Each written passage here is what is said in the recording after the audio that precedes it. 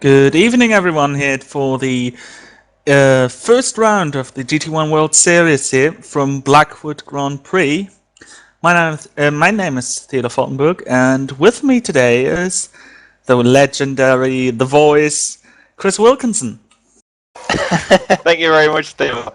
I wouldn't call myself that, but yeah, thank you very much, mate. It's nice to be back. Just giving you the right introduction. At least someone thinks it. So yeah, Thilo, the 500 kilometers here of Blackwood, the first round of the GT1 World Series, and Inex Racing have locked out the front row. Thilo, expected? Not necessarily. Because we've seen in pre-qualifying some fast times from FZRs that we have now two XRRs in form of Inex up in front. It is not expected, but it's not really a big surprise. Yeah, well, a lot of big teams racing today, and with about 2 or 3 minutes before we kick off the action, we'll take a quick run through the qualifying order. And as I said, on pole is Inex Racing number 1, Isaac Price, taking that car to a best time of 1 minute and 6 seconds, 0.07. Inex Racing 2 join them on the front row, with Genuine Racing number 1 in 3rd, and Team Virus Pro in 4th. Infinity Esports Pro are 5th, and I'm going to struggle with this all day, I'm afraid. Ixion Simsport, thank you very much, Thilo. They start in 6th. The first of the amateur teams, Hellenic Racing in the FXR, starting in 7th place, with Core Racing Pro number 2 in 8th, and Team Rock Racing starting 9th.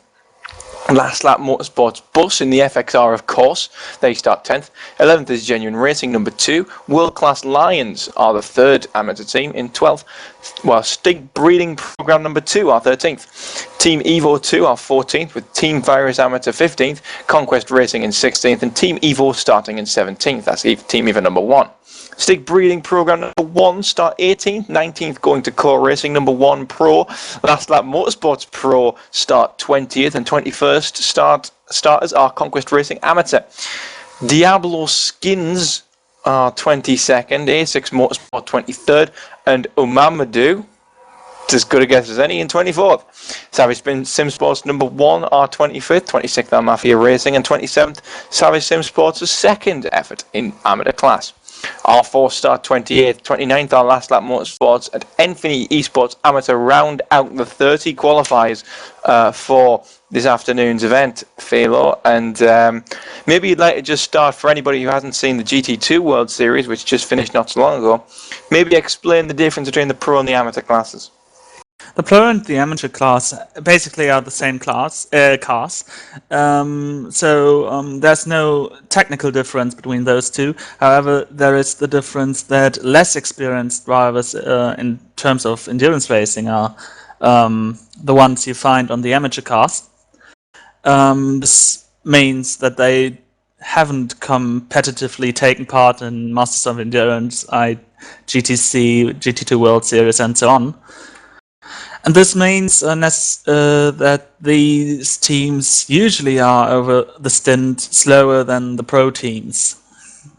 However, the amateur cars may have one pro driver in the lineup, but that guy is only allowed to drive 33% of the race.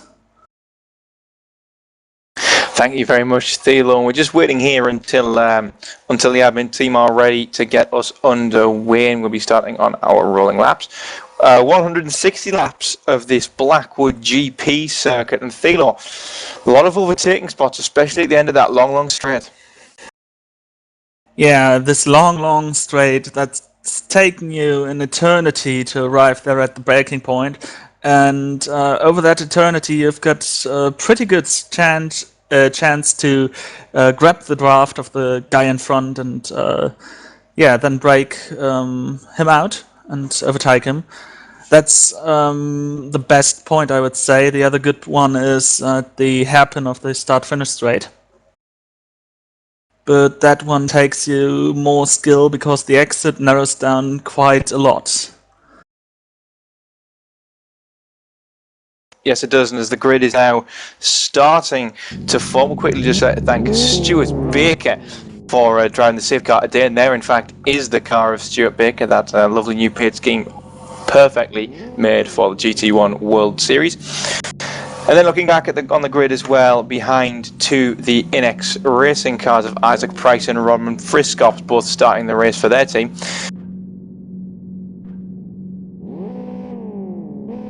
As we get the rolling laps underway. As you might expect, the blue Inex car is the number one team, while the red one is the number 2 team.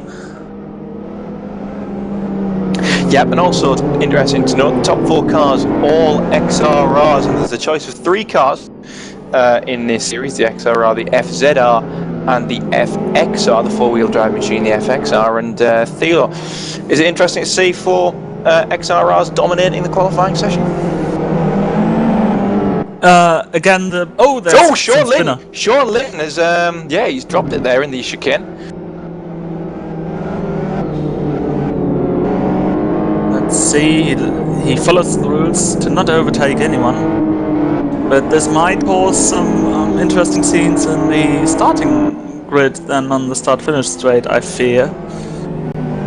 It may well, maybe a little bit of confusion with these guys. They're not the best at warm-ups and at safety cars either. They're it made contact in Sean Lynn. Contact made in the warm-up lap between, I think it was Sean and Helenek, was it? I'm not 100% sure, but contact made there, and Sean had better be on his best behaviour now. He's down to 14th position to start. He qualified in 4th. Disaster for Team Virus already.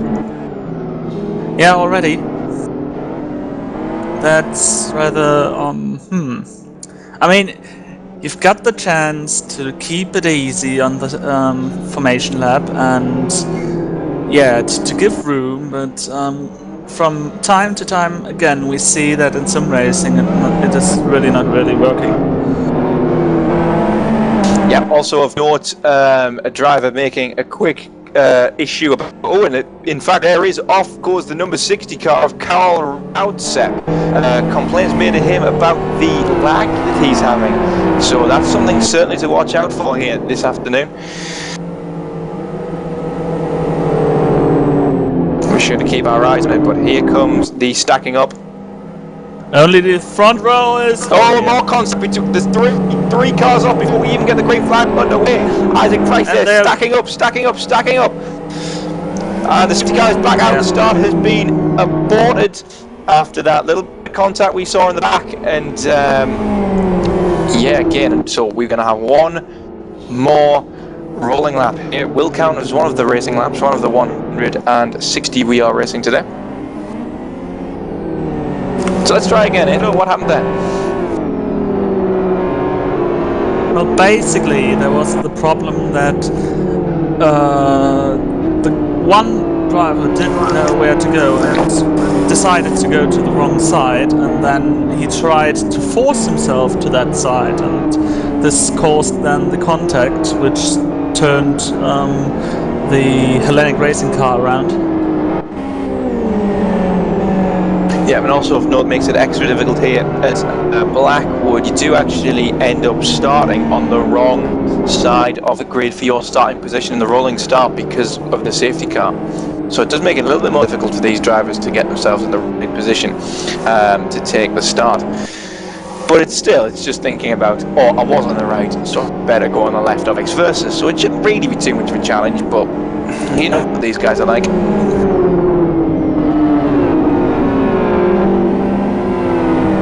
With all this trouble, the best, the Infinity Pro car was promoted into 4th position, the best FZR. Yep, cannot forget that, and now they're all stacking up again as we come into this final complex through the final corner. Robin Friscops in Inex Racing's number 2 car on the outside, but it's Isaac Price in the 13 car on the inside. That Inex Racing number 1 car that will take the pole position. And here we come down the hill, ready to go. The green flag is already quite a bit of a scrap at the back. We'll stay with the lead. This is Ivanov for Genuine Racing number 1. Tries to hold that draft, pushing Isaac Price down into turn number 1. hard defending there. Ivanov with a great start though. Koskinen. Oh, a lot of cars having an incident. Car Number upside one. down. That's brilliant. Not brilliant. Infinity bolts upside down. The safety car comes out as we see Nielsen there sitting on his side on the, well, right in the middle actually of turn one, just on the outside on the pit exit. We have a safety car and our first retiree. In fact, we've got another one. We've got Hellenic Racing, who qualified in 7th as the fastest amateur car. Is upside down. There's Phil Diaz, our push car, sitting behind him, making sure nobody sillily makes contact with him while he's upside down.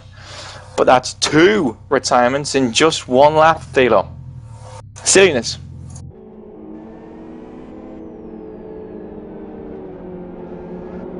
Talking before the race to Dominic Engel, who's driving for Jenna, he actually said that this is going to be a messy race, and well, the first lap proved he might be right. Well, there always have been messy races at Blackwood. It's a very, very tight course, very, very restrictive, and a lot of things like that can happen. With a little bit of lag, a little bit of internet losses, it can happen. Isaac Price heading the fastest lap of the race, and no doubt it's the first one that's been taken with any part of the lap at racing speed. A few cars also making a pit stop now, taking the opportunity under safety car after the damage they've suscepted in the incident.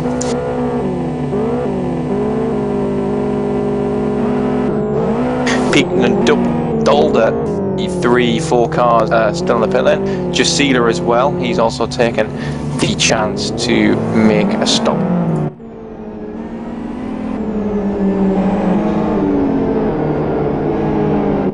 So the start already mixed up the front quite a bit. Having now NX1 leading in front of Jenna, and already followed by Ixion. Yep, Ixion the real winners, aren't they, from their qualifying position? Yeah, from 6th to 3rd within, well, essentially just 1 corner. Yep, Genuine Race also climbing, INX Racing 2 climbing, and Sean Liddell managing to make the best of a bad job, already up to 6th place. He dropped to 14th on the rolling lap after 2 separate incidents on there. He's back up to 6th with Team Virus Pro, so that's a good effort from him. Team Rock Racing and Tommy Oscar with his great experience in GT racing, he's up to 5th as well. But a long, long day for them trying to hold on to that position, let me tell you. But we'll look back right now from Stuart Baker's car, the safety car, a car that you might get used to seeing tonight. Hopefully not too often,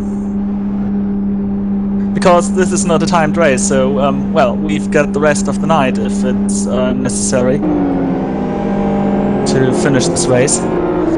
Oh, thank you for reminding me, Thilo. If it was a 3 hours race, it would be over after 3 hours, but, well, we don't have it. Well, there's time yet, Thilo. You never know with Live for Speed. Anything could happen, and it really, really could. Yeah, true. I mean, this race could be over without cautions. It would have been over after 2 hours 50 somewhat that region, but it can easily take up to 3 hours 30.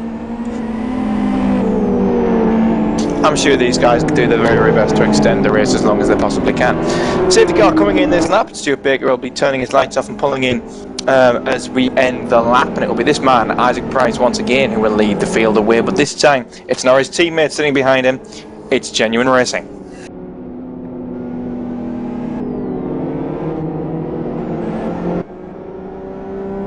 Now, one might think that they are actually put under pressure on the restart more than by their own teammates.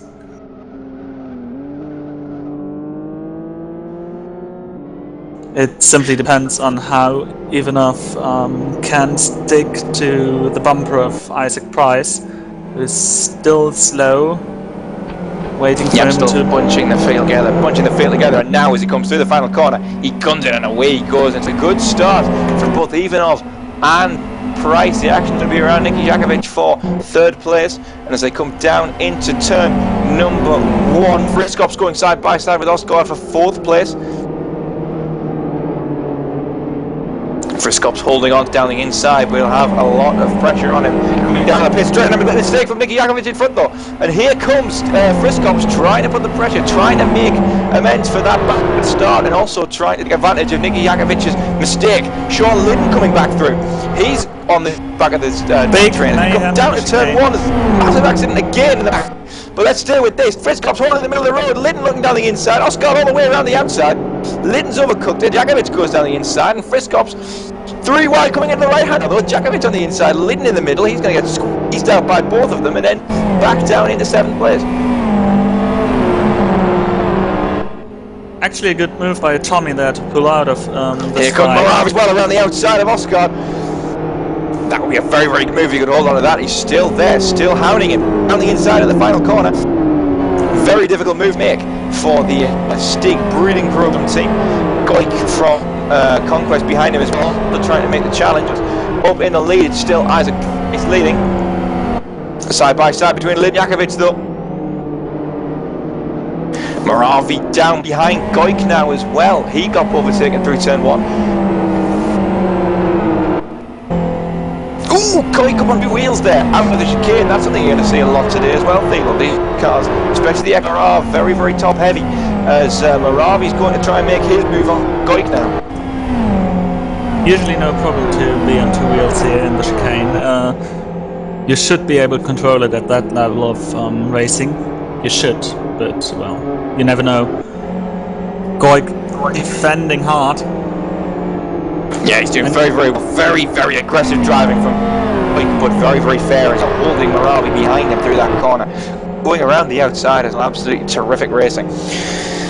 Moravi still putting him under plenty of pressure though.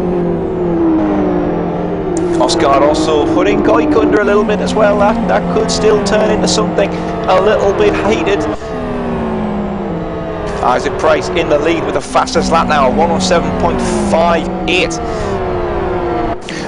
Kadiva and Hillen going at it behind. That is for 9th place, and Hillen up the inside of Kalita. He takes 9th place, or maybe hold on to it, I'm not 100% sure. Pitkanen makes a pit stop. He's down in 28th place at the moment, right at the back of the field. Of course he's going to the lane. Meanwhile, they got hound Jakovic, and Jakovic having to defend that inside line at the end of the straight. No way around though for Tommy Oscar.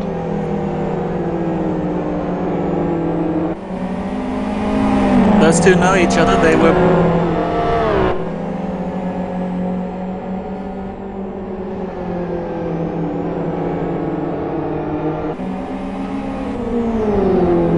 And we say goodbye to Phil because his internet is unfortunately timed out on a few problems. Oh, you're back, Thilo? Yeah. I've got 2 systems set up, so I've got some. In case of these problems. Here comes Rassinen down the inside of Kalita coming into turn number 1. Can he make the move stick between World Dash League and Savage Sim Sports? Yes, Rassinen can, and Last Light Motorsport looking down the inside as well. Side by side, a little bit of contact, hit the tyres. Oh, the chicane he goes, and Kaliki is the loser there. He spins it out. Kalika rounds out, and Malowski going side by side through on the air, on the back straight though. Contact made there, and it's Roundsep and Makalowski now. Roundsep put under a lot of pressure from Makalowski. He was the one that was potentially having some internet issues earlier on. He's racing for Mamadou Racing. Yeah, and if you watch him, actually, he's warping pretty heavily. He is, and it's very, very difficult for a driver to know where his opponent is when they're warping so badly and they're moving around on the road. You just sort of shoot at a gap and hope that it's still there and that the car hasn't filled it, and you're going to fly off into infinity. Into the pit lane for Kalita. He was involved in that little stunt there at the start of the lap, and he's going to come into the pit lane for some form of service. Meanwhile, there is an overtaking move between Friskops and somebody, I think it's Goik.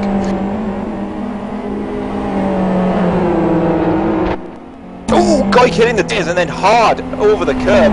Jakovic will take advantage. So will Moravi.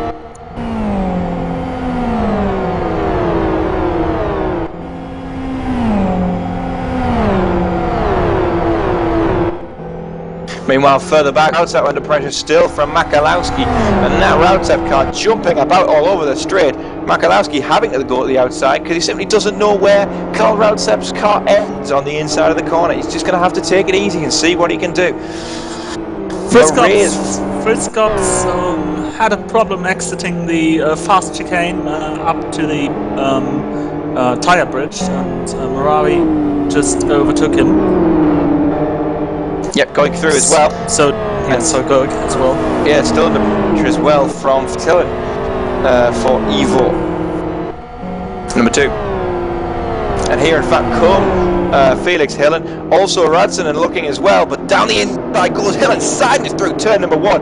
Radzenen's going to take advantage as well, and it's all going wrong for Inex Racing number 2 and Friskops. Need to pull the finger out of you already, don't they? Well, it's birds telling me that he might have some problems with his brake pedal.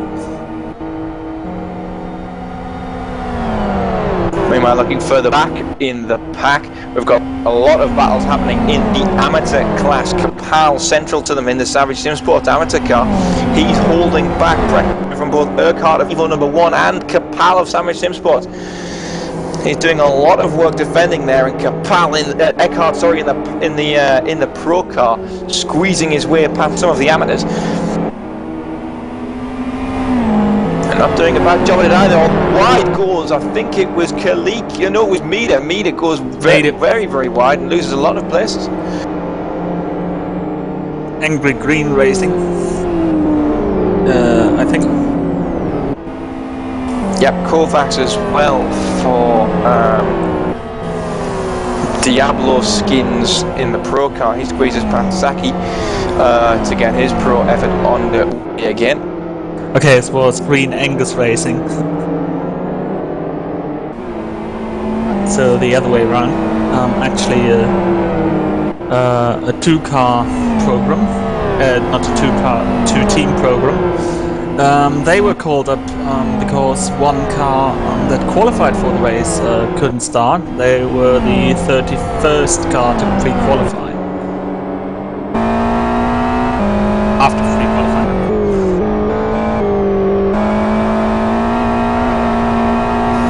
Looking now for the back of Robin Friskop's car, will move to the inside of Koskinen as he comes down the inside in that core racing number 1 car. Good move from him. Solid racing.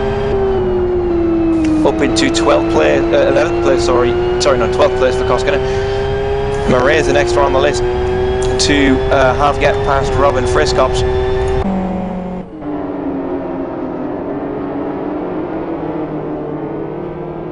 And Murray is trying around the outside. Not going to happen just now though.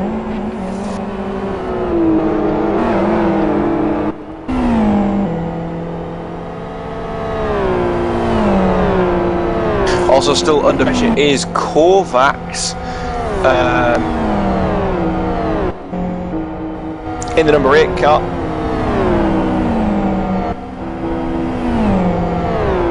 Here comes Dalder around the side for Last Lap Motorsports in the FXR, the bus team. And that's a very easy move for them. Maria's though in the gravel, Wonder what happened there. He was battling away with Karl Rautsev in the 60 car, wasn't he, Thilo? So I wonder what happened there. Yeah. Good question. Nearly got a hit there again. Jenna Racing actually with 2 teams this time around here, with an XRR and an FZR team. And from what I've heard in the paddock, they had to talk to Maurice quite a bit to make him race that car.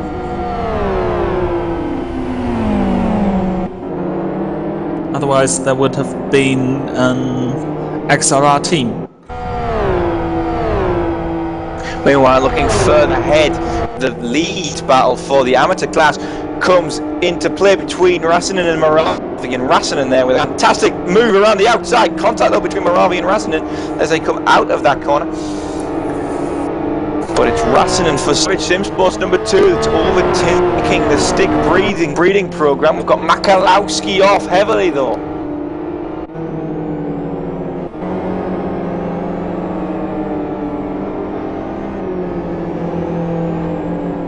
What has happened to Makalowski? A lot of damage on the front of that car. Morvai now in the slipstream of Raisinen. Tries to do the outside move here into turn 1. Sometimes works, but you really need the help of the car on the inside to make some some bad line there. And now Raisinen is out of the slipstream. And Moravi under pressure from Hillen though. Yeah. The Evo car to the inside. Yeah, but a good move from Evo as well. Ooh, Moravi on the grass as well on the exits, pushing a little too hard, missing his braking point, just overshooting a little bit, and that's hurt his chances to move forward and try and take the car of Rassinen. And in fact, he's under pressure now from Last Lap Motorsports' pro effort. Round the outside, they attempt to come through the penultimate corner. No luck there, so Moravi shuts the door firmly. Robin Friscopp's in this as well. Yeah, he might be like third. And here he goes. Has to try the outside line. Yep, as you said, it's very difficult. And Yakina, sorry, they're getting very sideways, locking up the rear tyres, unbraking, which won't do his tyre life any favours. Friscopp's putting off the curbs though, and will get the giraffe right on board with him.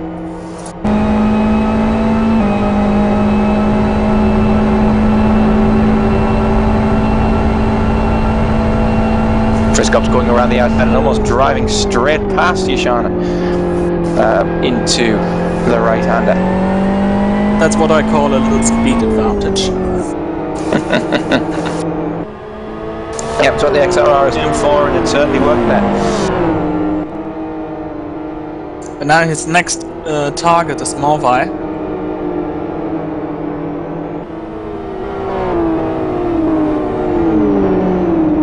And if I were him, I wouldn't fight with the NX car too much, because his target must be racing in the number 70 car,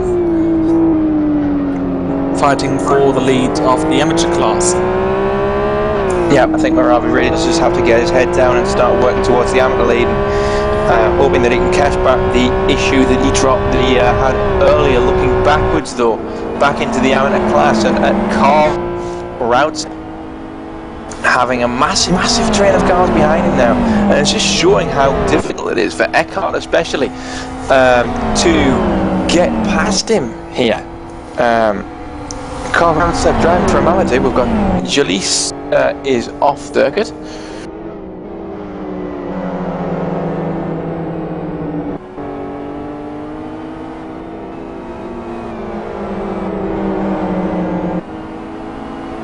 If you take a look at Carlson's car, it's pretty well. It's not the standard bodywork of an FXR. That's for sure.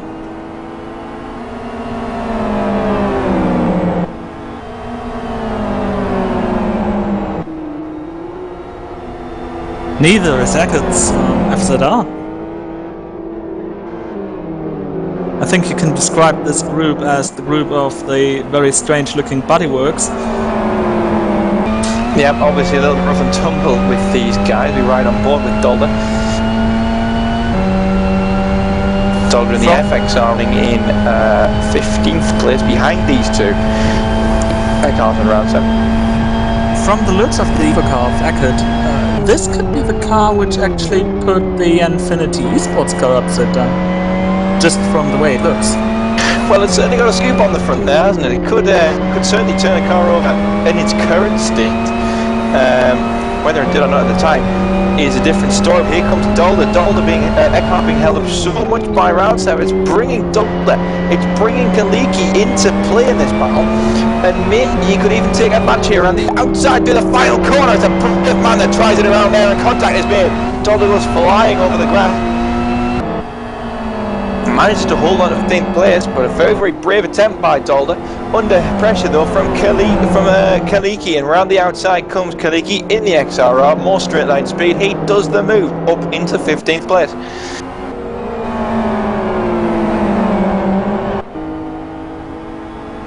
Murray after his sin, he's just got past Martin Capel in the Sim Sports number 2 car. That's an amateur vehicle.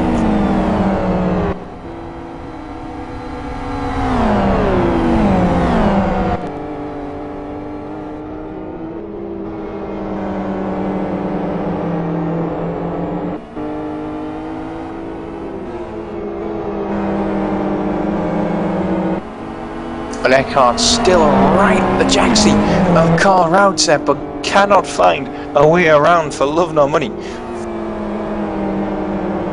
Meanwhile, a bit further up in front, battle for 7th position, Felix Hillen actually found now the amateur strip of the racing car.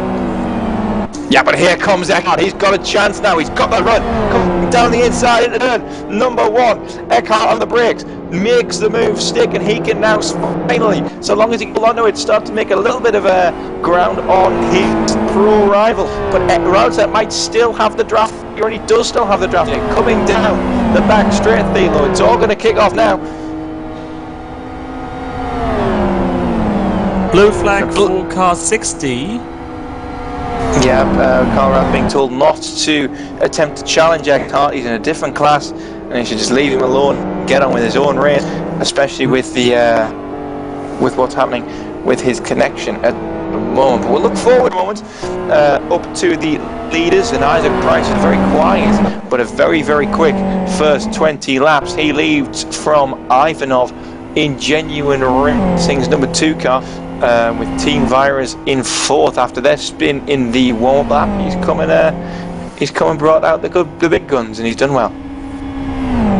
Just getting the confirmation from race control that the blue flag was forest connection issues.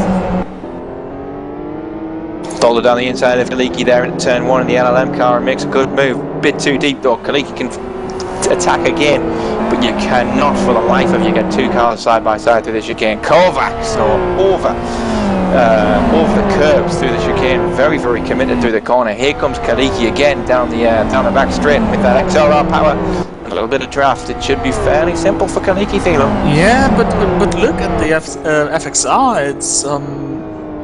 It was at least on the same speed at the end of the straight. Jalisa though with a spin out of the chicane in that XR LLM car. Not the best of days for them. One at all.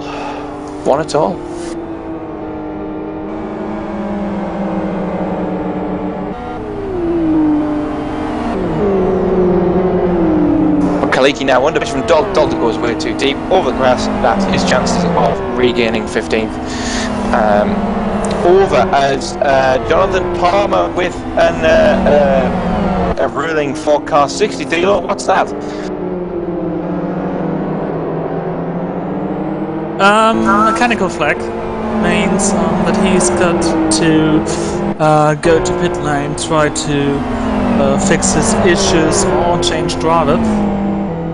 So this could be an early end for the race of the number 60 team. Oh, contact between Kaliki and round 7, and Kaliki both go off the road. Kaliki though a bit deeper, he's in the XRR, he's in the ground. Will he be able to get it out, Thilo? He's got some momentum. Let's hope he can carry it through the graveyard, I want to say. Phil Diaz is helping.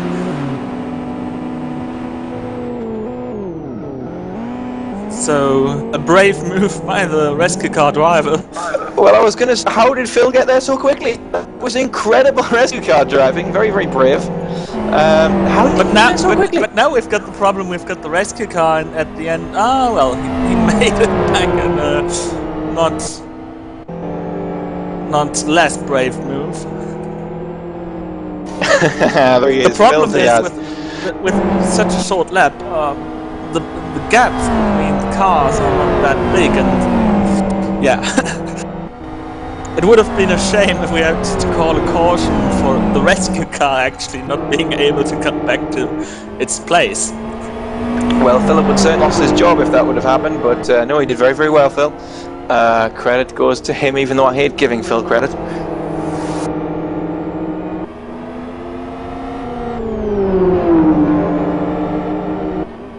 Meanwhile, Friskops, as you get through past Rassinen and Hillen, under our noses, and Hillen looking to get past Rassinen, the amateur car, the amateur leader, in fact, for having sim sports.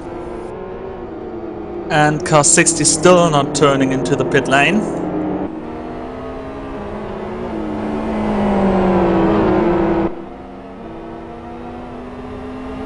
This might cause some trouble for them. Yep, Happening is off though. Something's happening with Happening.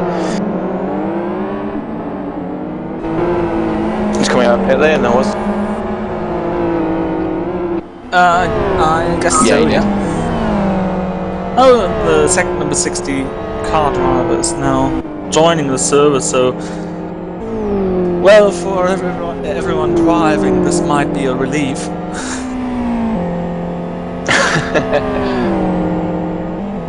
Yeah, I might finally be able to get this lag issue for 60 car sorted out.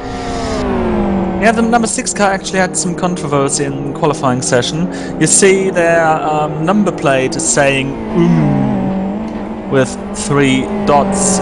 The race administration thought this was just a random... Oh, and Carl is still not pulling into pit lane. Oh, Carl, what is going on? What is going on? There's a lap warning there from top of the bomber for the 60 car of Mamadou, which is without a doubt the strangest team name we've ever seen here, Thilo, it must be. Yeah, race administration thought that was just a random number plate, which is not allowed. The number plate must contain the starting number or the team tag. And later, well, today even, it was said that this number plate is actually the team tag. Well, I think you've got to give it to them. If I'm honest, it's very, very hard to get a Mamadou in a normal, coherent way with the amount of characters you can get on your number plates, and I think you've got to give them the benefit of the doubt for that, don't you think? Yeah, the penalty was lifted, so for that. Now, Carl, do you come in? Yes, he does. Good boy. Also, we saw that Kovac having a little bit of an off, just dropping it on the grass and losing quite a bit of time in his effort to catch up with the rest of the pro drivers. He is the second last pro driver on the road at the moment. The last is Pete Kinnan, driving for Core Pro 2, down in 25th place overall. They've been in the pit lane 2 times though, so they've been in the walls definitely. Kovac and Kapal through. Kovacs must have had some problems exiting the chicane, definitely, because this difference in the top speed was just way too big.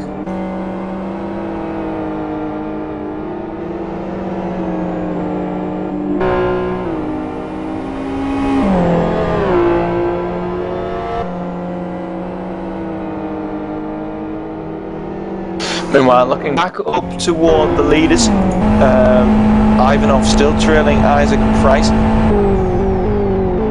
And Price now has to start to fight through the traffic. Yeah, this could be interesting. We'll ride on board with Price as he tries to make his way past the lap traffic. Pat Cannon, the car in front.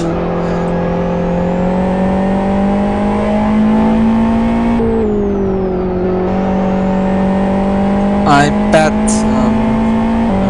that some might have expected the battle between core and NX to be different to that what we see now, different to a lapping maneuver.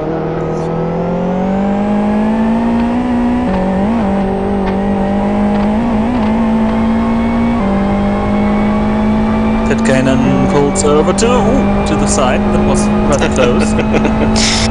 Always the way when Isaac Price trying to get a little bit of a draft out of the lap car for Pitkanen, hoping that he would stay in the throttle and didn't. Really a very large asset there for Price, but trying to get every little bit of advantage that he can. They simply need the adrenaline to keep on concentrated. Ooh, mistake for Yachner, sorry, through the chicane in the last lap motorsports car. Nearly dropping it into the wall.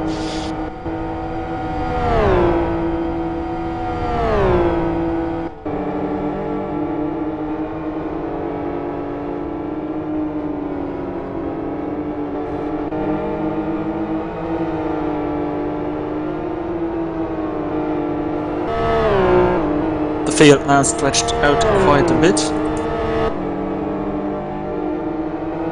The closest two actually are, well, not the closest two, but some of the closest two are actually Pitkanen and Gisela, the two core cars now being lapped by the leaders.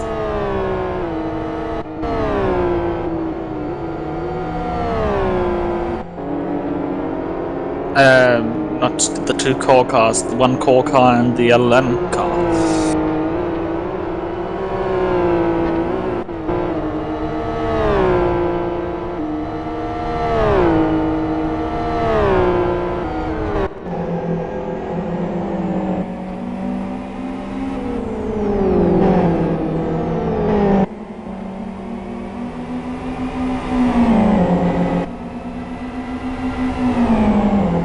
Gisela now pulling over to the side.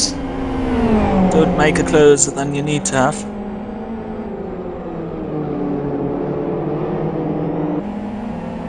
Even I've already passed Pitkanen. I have the feeling that he actually won the one or the other 10th of a second in this lapping so far, but he still has to pass the LLM car. Yep, well, after 30 laps of this 500 kilometers of Blackwood Grand Prix, we'll take a look through the current lap standings and where people are right now. Thilo currently leading, as we know, is at a big price for NX Racing. Just a few seconds down the road, though, is Ivanov for Genuine Racing, looking right down his throat. Sean Lydon is in third place after recovering well from his early antics. Fourth are Team Rock Racing with in Simsport. I said right, thank God. In fifth, Conquest Racing in sixth, with NX Racing second effort, fighting back from their issue. There he is, Robin Frisks, with brake pedal up into seventh place now. Savage Simsports 2 our leaders in the amateur class, with Team Evo 2 separating the two amateur cars, with Stick Breeding Program, the second of those, in 10th. Last Lap Motorsports are 11th, 12th the Car Racing Pro, 13th Team Evo number 1, Last Lap Motorsports Bus are 14th, and Genuine Racing 2, 15th.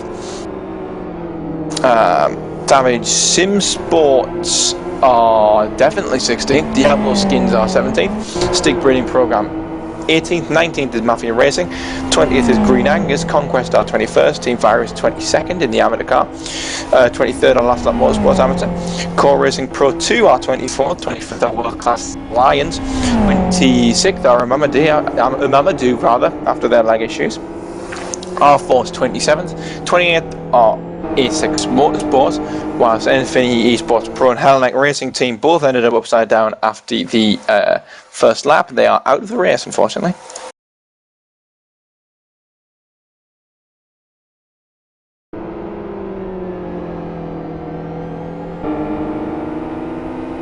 And don't forget, you can also keep up with all of the positions wherever he is by using the NDR tracker, by going to tracker.newdimensionracing.com. You can also ask us any questions that you have on the Live for Speed forum, as well as by tweeting me or Thilo. I think Thilo's got Twitter out. Nope. Tweet me. Don't tweet Thilo. Tweet. Yeah, tweet him. Not me. Does the series have a Twitter? What? Does the race series have Twitter? I don't think so. Why? Why does the race series have a Twitter? I don't know. I honestly don't know what to use Twitter for personally, but that's just me.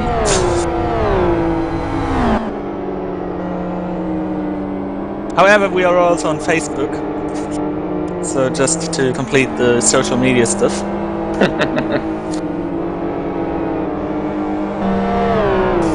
Yeah, but if you want to tweet, you can tweet me at Wilco868.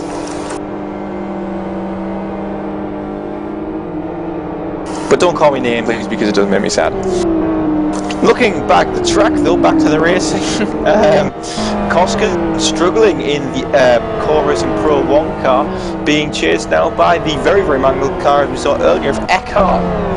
After managing to get past the laggy car of the 60 car, rather, the bus, I forgot what it was called. The team's called. Oh, it was a Mamadou. They're struggling, but there is a Mamadou, as a matter of fact. A Mamadou are off in front of them, and this will play into Eckhart's hand because he'll have a double draft now coming down the straight, Thilo. Yeah, Eckert now deeply in the draft, ducking out, but not close enough for Kosken to make a move.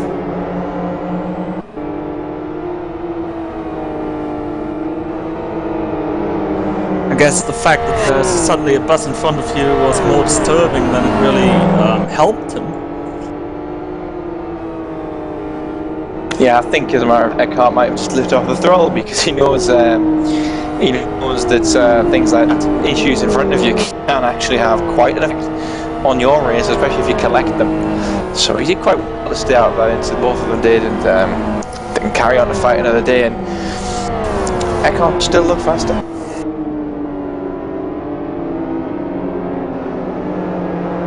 And also looking at the car, obviously we have information that you can't see the tyre temperatures, and then damages Eckhart goes to the tyres, bang, through that tyre stack. There's a lot of time, and this conversation's basically irrelevant now, but I'm going to say it anyway. You look at Koskinen's car in front of Saki, times out. Saki, who was driving for Stig Breeding Program number 1, the amateur car, is now timed out. I don't know what the rules are with regarding to coming back in, Thilo, do you? He can come back, that's no problem.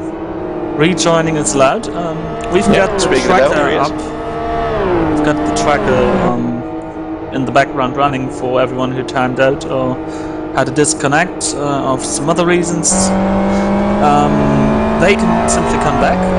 Unlike when you put this car upside down or end up flying off track or something, where a driver error is actually the cause for the race to end prematurely.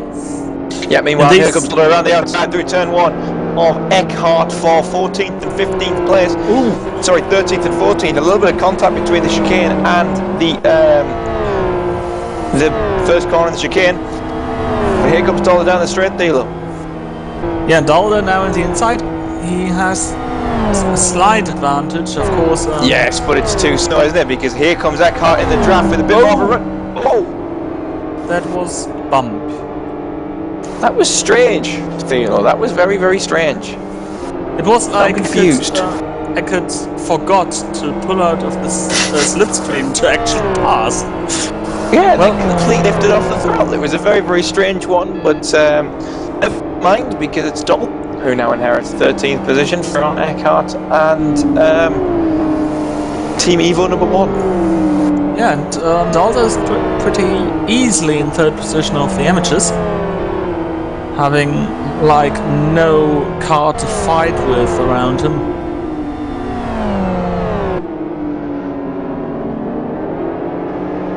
Koskinen though fighting a little bit of traffic. He's got Yakner in front of him to try and play with to get up into 11th position.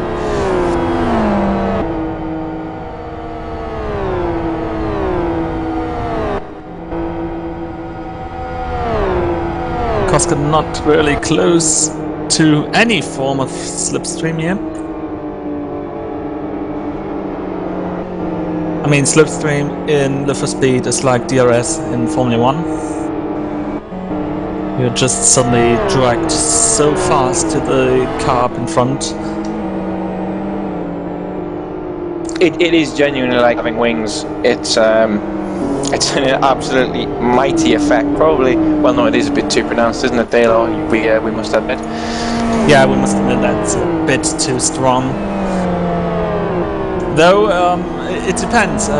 We've seen races in real life where the draft suddenly has this massive effect, but most of these cases are when the wind is blowing against the direction you're driving.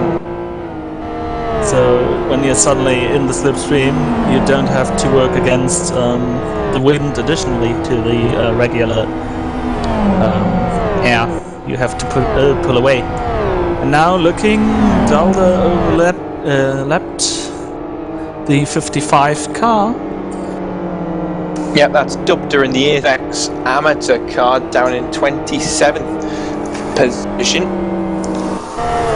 Only car behind them, as a matter of fact, is Saki, who is timed out, and the two retirees. So not a good day so far for Dubter and for A6 Motorsport. We all have our days, don't we, Thilo? Yeah. By the way, if you are interested in knowing how to be able to tell what car is in what class, the first way in the LFS TV Director, you see the team numbers and followed by the name. The teams with a number between 2 and 49 are the Pro class cars, while with a number of 52 to 99, these cars are the amateurs. Really? Yes, really. I did not know that. That's very helpful. Yeah, Wow. we and the server have the advantage that these starting numbers are also in green and blue. Yeah, but there is another way though, Thilo, isn't there? And that's by using the sun strip, the sun visor on the windscreen. Yeah, the sun yeah, that thing, and the starting numbers. The background of the starting numbers is actually green for the amateur cars and blue for the pro cars. They are, if I may say so, without a doubt, the tiniest race numbers I've ever seen in my life on some of these ones. Sometimes guys decide to make the starting numbers so small they might as well not bother with starting numbers. Yeah, like a Marmaduke, for example. A Mamadou. I've seen another couple as well that are just so small you might as well not even bother. A bit like in Formula 1. Yeah, exactly. It is the rules, and you will be slapped across the head if you don't do it. So better to abide by them than to know of it. Well, obviously, that was a stupid one. Isaac Price being held up quite significantly by McAnally. Oh! And Meter getting on the wheels, coming through the chicane. Wow! Ooh, that would have been an exciting one, Thilo, if he'd have flipped it. If he'd flipped it, I bet Isaac Price would have had some problems to avoid him. So he can be happy that he actually landed on his wheels. Now he can pass him clearly.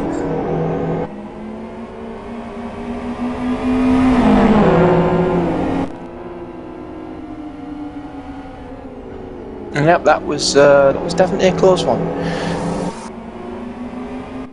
That's like the worst nightmare if you're leading the race and suddenly you have to lap the cars and the car in front is nearly flipping. I don't want to know what is going through his head there.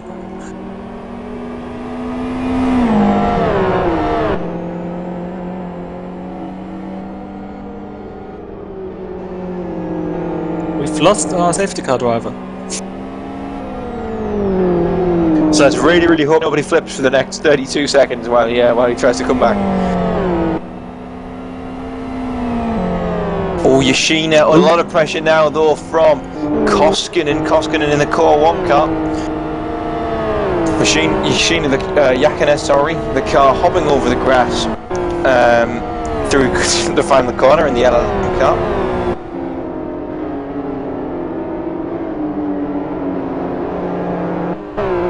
Let's look how the 05 car goes through the chicane. Not too bad. Yeah, no flips, no upsets, no tears right now between these two, but this time, as we've proven just a moment ago, there's always time. The thing is, if you hit the curbing wrong, you can lose quite significant time, which would have helped Koskinen to get into the slipstream.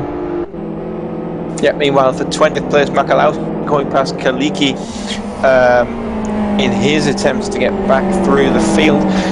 And disappointing start to the season, obviously, for Makalowski. Don't forget the first round of the GT1 World Series Championship, brought to you by New Dimension Racing. Here comes Makalowski down the inside. Yeah, Kaliki could pass him through the speed, but Makalowski decides to not challenge this position. I mean, the race is still pretty long. We just crossed the 25% distance mark. Yeah, meanwhile, they've seen a lot off today. Dolder coming down the inside of Koskinen and the FXR. That four-wheel drive car's being very, very strong. As a matter of fact, this weekend, Koskinen pushing the back of Dolder, going to the outside. After the long straight contact in between them. And that was a very strange bit of contact. Koskinen turning in very, very, very early, maliciously so in fact. As if the side of Dolder had a magnet in it. Suddenly turning into his side. But Dolder does get past Koskinen and is en route to make a lot of upsets, as a matter of fact. For an FXR in the amateur category, sitting in 3rd place in the amateur category and 12th overall, so good going, LLM bus.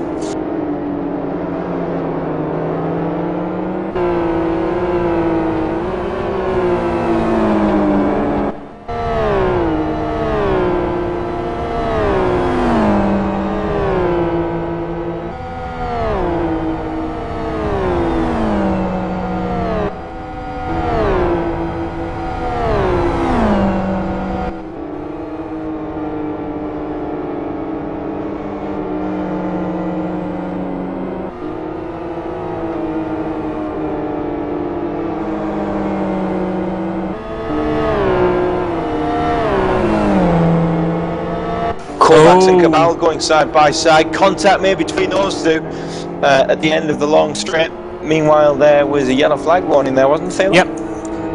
For the Green Angus car, which ended up in the pit lane exit. Don't know why, and he recovered. So could have been a spin or something, since the car was not to pit lane for anything.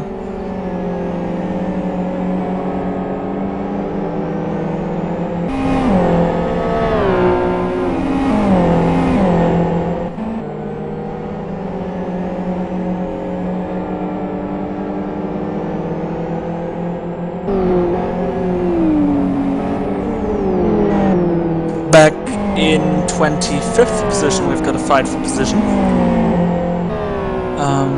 Between Hapano and the number 60 of Palermo. Yep, also battle for 11th and 12th between Dolder and Yashina. And also of note, Sean Liddon. He is on an absolute flyer at the moment in the Team Virus car. 3rd place, now he's got the fastest lap of 106.77, which is not far away from trumping Isaac Price's qualifying time. Or is it? I can't remember. Well, the pole position time was 106.09, and in pre-qualifying we've actually seen 1 minute 05.90. 97, I believe, by Tomek driving for not for my 3ID. They are not named in the championship. Yeah, meanwhile, a good move for Dolph. He powered straight past Yashna on the back straight to take up 11th place. We've got a car off. Koskinen cutting the chicane in a very interesting line, not really fast. Yeah, now if you can see this car of Koskinen from the side as Moraes flies past him. If you can see this car from the front... He's got a flat tyre. Oh yes, he does. A flat front right tyre. Front left. Oh, you hit the sign. And it's interesting to note front right puncture. Me and Michael Booth was talking. Booth is our little ear in the sky, if you want to call it that. He comes and shouts at me when something happens. Was not mentioning that the average stint length would be about 50 laps, being lengthened by the safeguard time. So yeah, we're looking for about 50 laps before people start making regular pit stops. 45 laps in now. Actually, the race distance is giving you one strategic tool of using the R2 tires a bit more on the FZRs.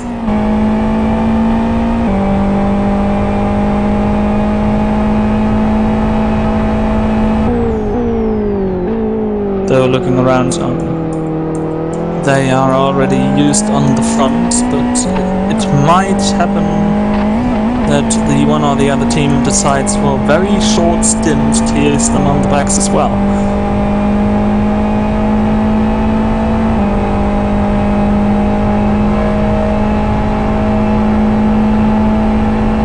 Some little bird telling me it was an 05.94 we've seen in pre-qualifying, and that the team was called the Obeliskins. Thank you to that little bird.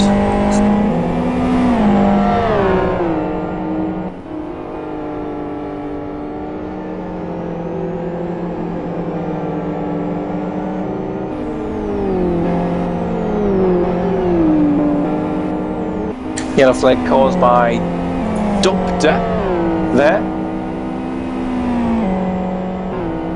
Not sure what happened with ASX Motorsport.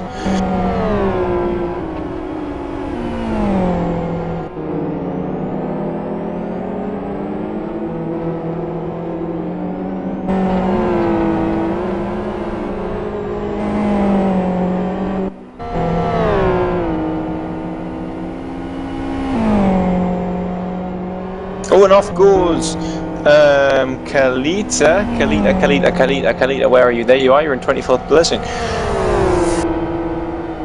Kalita going off at the exit of the chicane.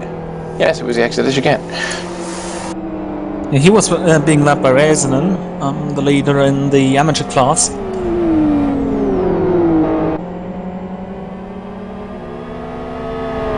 Meter and Pickenen vying it out on the pit straight as well. Pickenen well positioned down in 21st place in the pro car for Core Racing number 2. Down the inside of Meter he comes. Meter for Green Angus Racing, and down the inside he goes. Comfortable move. Interesting to see if Meter won't be able to make a move on the back straight because he's simply not close enough in the draft. He made a little bit of an error through the chicane.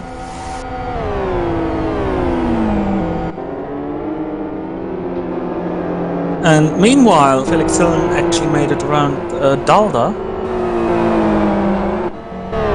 Yep, and also Morvai, whose name I've been saying wrong all day, and I'm sorry, Mr. Morvai, for that for awful behaviour from me, is under a lot of pressure from Yashna from LLM. Dalda though looking at Hillen, going side by side around the outside, and another power move, Dalda. Oh, and Yashna! He's actually using his opponent as a guarding rail, trying to go through there, but he pulled off after making the contract with the stick breeding program. Amateur car. Yeah, here comes Heleno, good run out of the final corner. He might be able to get a good chance coming into turn 1. Maravi's pulled a bit of a behind on Yashna, but here comes Dolder down the inside for the kick, then on the outside line for turn number 1. A very difficult move to make, can be done. Round the outside he goes. Hillen very, very slow through the apex actually, but not slow enough for Dolder to take advantage. Can he do it down the straight now? Dubter in front of them. Lap car going 2 wheels over the curbs. Dolder side by side, won't get the draft, but what will he get? He'll have a run. Yeah, I mean with the FXR you can more easy make these outside moves. Now he's sticking to the inside line to block Hillen off. Yeah, Hillen with a good apex, but Dolder still has his car held on the apex, couldn't take advantage of his better run, and Dolder, he's been surprising. He's been very, very good. Thilo, in 9th place for last lap Motorsports Amateur, and not far away from Rasta, but Oscar. Is Oscar going to the pits? No. What's Oscar doing? He was having some problems at the turn 1. Has he been a Muppet, is he? Dubter's off in sector 3. He went wide exiting turn 1. That's why the... Oh, we've got a car in the graveyard. Otherwise the number 6 car. Yes, it's Mamadou. Kalama. Haven't they been very busy today, Mamadou? Oh! Wow. That's scary. Every time that happens, that is very, very scary. Do they have a problem? Well, the car is a bit bended, judging from the damage bars, but nothing. Yep, here comes outside into the pit, and as you say, there's no major issue with the car, so the problem must be somewhere else, really. Either the hardware, or maybe there was just some freeze moment of the monitors. I mean, something like that can happen very easily, and now he's back in the lapping traffic. I just saw him in the back in the distance spinning, and we've got... Oh, car upside down! Koskinen upside down! Oh no!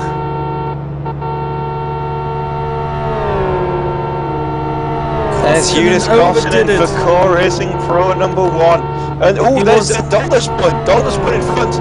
Well, behind rather. There he is, sitting in the side. But oh, such a problem. This'll spice up hill stops as well, Thilo. Yeah, this will definitely spice up the race. Koskinen was all on his own when flipping the car.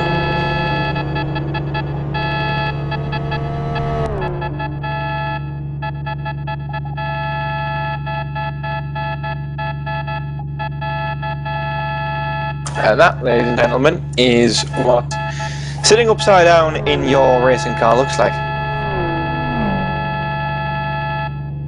So as you can see, there's been a massive rush for the pit lane here, with just a few minutes. What am I talking about?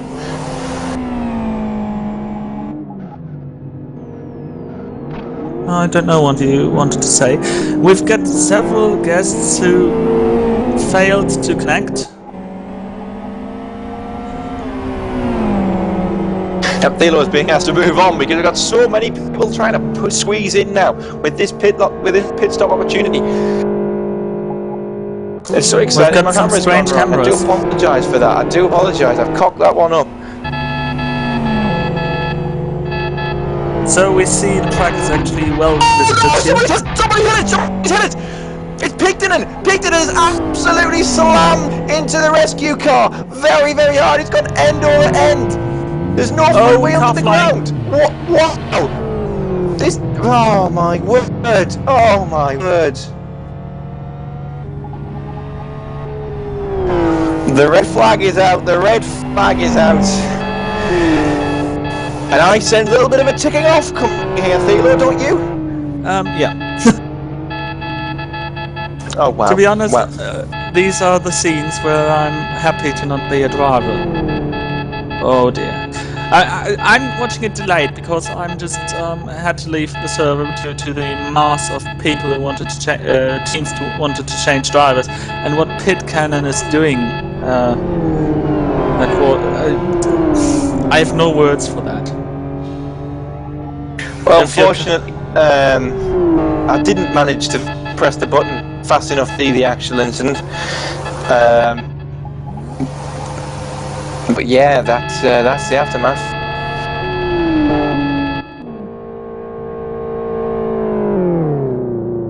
So the pit lane's sealed shut. You can't come out, you can't come in. You have Stuart Baker sitting on the start-finish line, and I have no idea what the race order is. Literally no idea.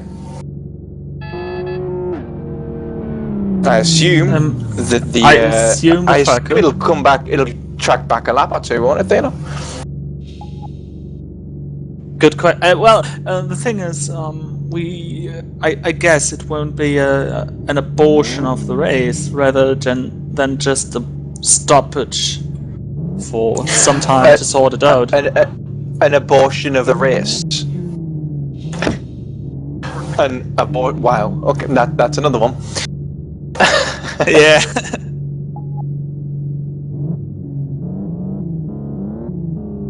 Okay, of course, no abortion of the race. I already fear New Dimension Racing is getting some letters from the Catholic Church.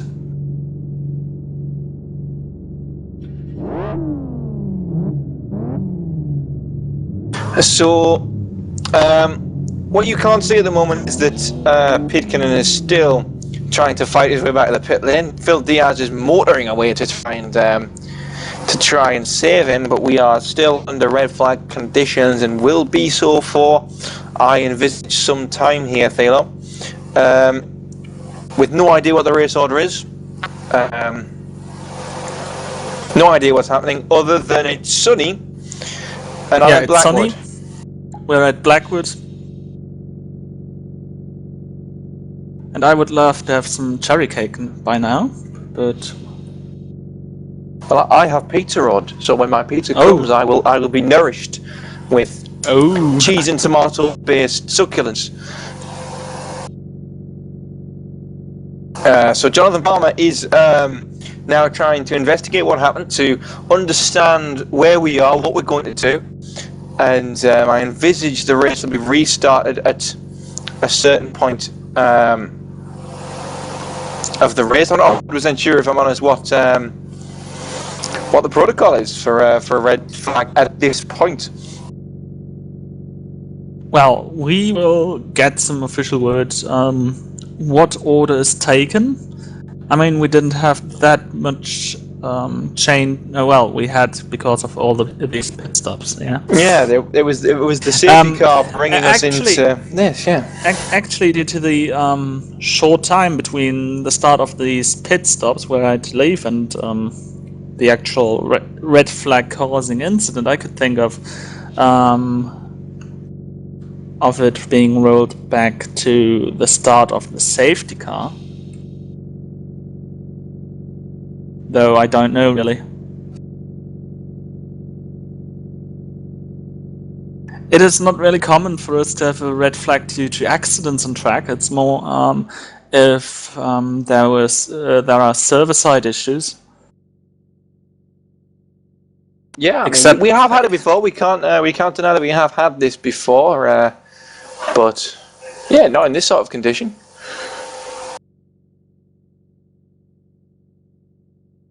To be honest, the last red flag I remember being caused by accidents in that corner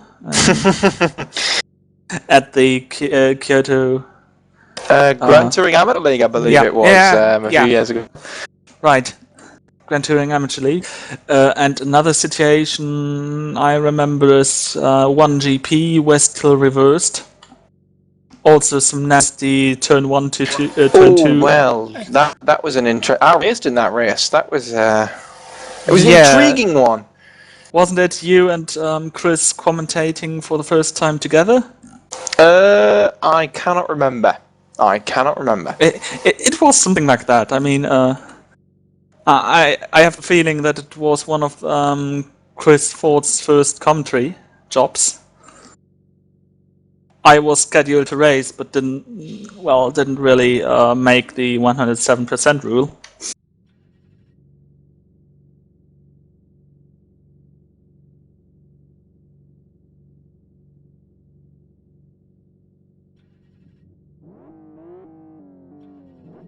Yeah, I'm not 100% either. However, this is where we are. We'll try and get maybe a driver in here and somebody who's just come out of the car and see what they can tell us about the situation. Potentially a ginger one. I'm trying for a ginger one. That might not be possible. We'll see what we do.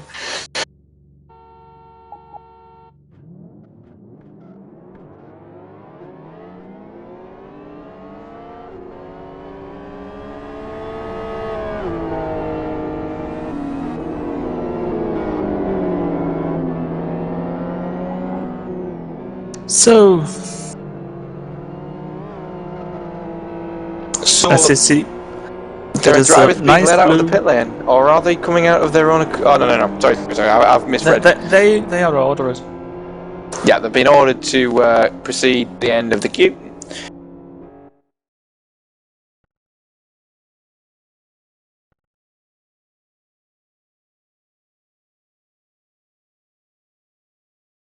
Taking a brief look to the protest thread.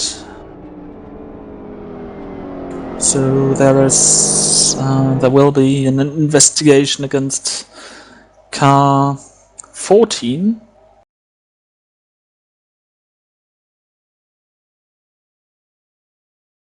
Yep, that was... Which car was the 14 car? That was Core Racing Pro. That was the one that flipped originally, that was sitting in front of Phil Diaz, the rescue car.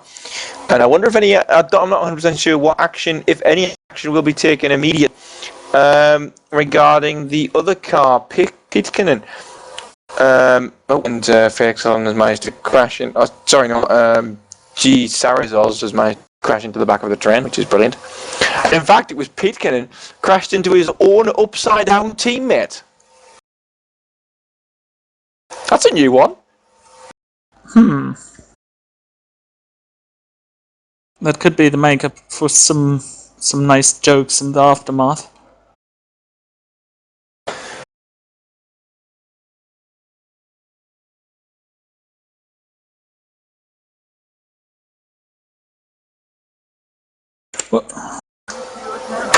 And in fact, joining us now in the commentary box is the man who's led this race so far from start to finish, Isaac Price, who's just handed over to Miko Moralito in the NX number 1 car. And a good start so far, Isaac? Yeah, it was pretty good, to be honest. I struggled a bit in the middle of my stint with the traffic, and I kept sort of flat spotting my right front in turn 1. But other than that, it was pretty good. I got into my groove a bit at the end of the stint. I wasn't that fast, but I was pretty consistent, and I pulled away from Crassi enough. And now we're sitting here at a red flags position. Does it feel to you now that all of your hard work is now being completely wasted as we sit here awaiting something to happen? Yeah, I mean, it's not the best scenario, really. I mean, pretty much the game plan was I'd make as big a gap as I could for Miko. He's not that slow, but he's not that comfortable in a GT1. He wouldn't be racing if Matty was here, but he's ill, so there hasn't been anyone else to drive other than him.